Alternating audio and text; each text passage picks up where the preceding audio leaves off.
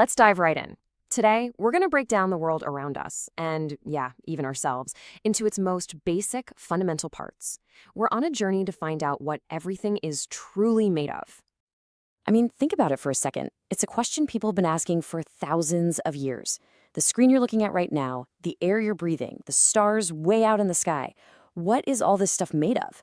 Well, the answer starts with one simple idea. And that idea is matter. It's actually super simple. If it has weight and it takes up space, it's matter.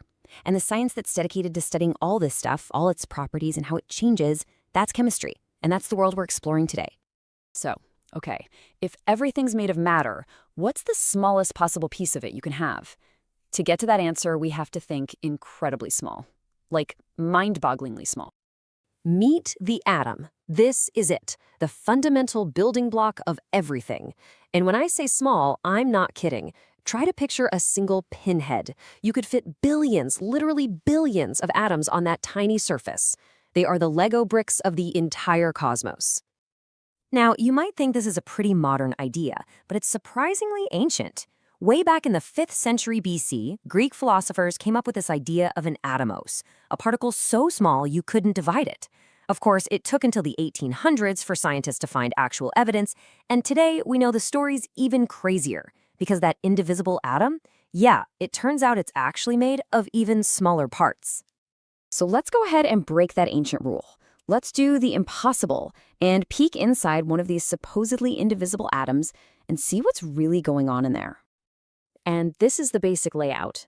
Right at the very center, you've got this dense core called the nucleus. And then you've got these things called electrons just zipping around it in these specific zones or energy levels. It's kind of like a tiny little solar system all contained in one atom. So who are the players in this tiny universe? Well, packed into the nucleus, we have the positive protons and the neutral neutrons. And in those energy levels flying around the outside, we've got the tiny negatively charged electrons. It's the positive charge of the protons that keeps those negative electrons locked in orbit so they don't just fly away. And here's what's so important. In a stable atom, the number of positive protons perfectly balances out the number of negative electrons. Their charges just cancel each other out, which leaves the atom with a neutral charge of 0. Perfectly balanced. Okay, so we get what a single atom is all about. But how does that lead to all the incredible variety of stuff we see in the universe? For that, we need to look at the blueprint. And the answer lies in elements. An element is just a pure substance that's made of only one type of atom. What makes them different is the number of protons. An atom with 1 proton is always hydrogen. An atom with 6 protons is always carbon. That's the rule. There are over 100 of these known elements, and about 92 of them occur naturally. And this is humanity's greatest cheat sheet for understanding matter, the periodic table. Think of it as a master catalog of every single ingredient in the universe, all organized beautifully by their properties. It really is the blueprint for everything. But hang on, if the number of protons is what defines an element, what happens if you change the number of neutrons? Well, that's where you get isotopes. Isotopes are atoms of the same element, meaning same number of protons, but they just have a different number of neutrons hanging out in the nucleus. A classic example is carbon. All carbon atoms have 6 protons, period. But as you can see here, carbon-12 has 6 neutrons, carbon-13 has 7, and carbon-14 has 8. They're all still carbon, just slightly different versions of it. So why does this matter? Well, some of these isotopes are unstable, which makes them radioactive. And we figured out how to use that in incredible ways, like in medical PET scans that help doctors diagnose diseases. This is fundamental science with real life-saving applications. Okay, so we've got our atomic building blocks and our elemental ingredients. But how do they connect to build, well, everything else? The magic is in the bonds. And the whole reason bonds form comes down to one thing: stability. Atoms are happy when their outermost energy level is full of electrons.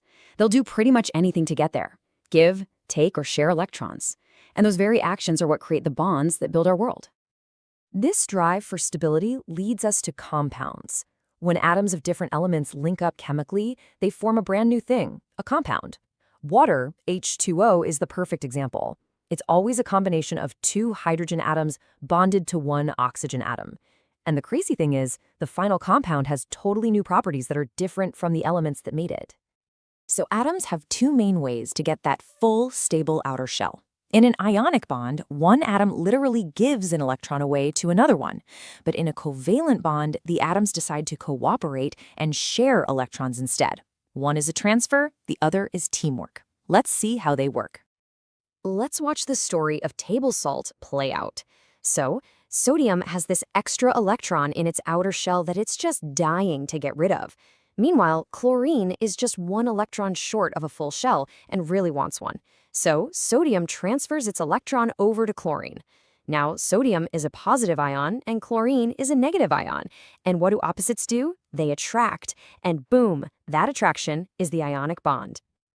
And here it is. You can actually see the moment it happens. That electron making the jump from sodium over to chlorine. This simple act of giving and taking is what creates the crystal structure of the very salt you put on your dinner table. And then you've got the other major strategy, covalent bonding, which is all about sharing. Instead of just giving an electron away, two atoms share pairs of electrons to lock themselves together. That way, they both feel like they have a full outer shell. And as you can see here, they can share one pair, two, or even three pairs of electrons to form incredibly strong connections. This sharing creates stable units we call molecules, and it's the basis for almost all of life. That carbon that forms the backbone of your DNA, it's all held together by these awesome covalent bonds. So let's zoom back out and put all these pieces together. Let's look at the big picture of how our entire world is built from the ground up. So here it is, the blueprint for pretty much everything. It all starts with the atom. Different types of atoms give us the elements. Slight variations on those create isotopes. When elements combine, they form compounds. And the glue holding it all together? That's the chemical bonds, the giving, taking, and sharing of electrons. So I'll leave you with a final thought. From the most distant galaxies to the person sitting right next to you, every single thing is constructed from the same set of about 92 naturally occurring ingredients. We are, quite literally, made of the same stuff as stars. So what does that say about our place and our connection to the rest of the cosmos?